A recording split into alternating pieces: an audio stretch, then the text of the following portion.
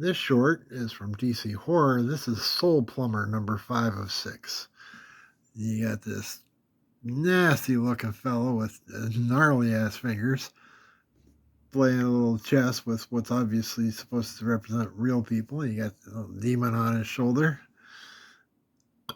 Definitely does not look fun. The guy's so aged his liver spots they're applying for Social Security, you know.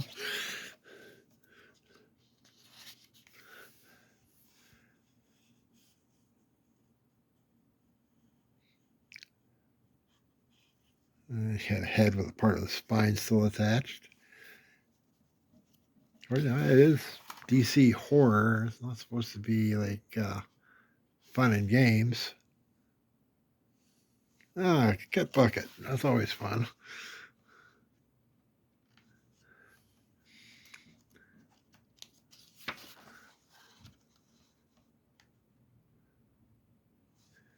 It's a bit different.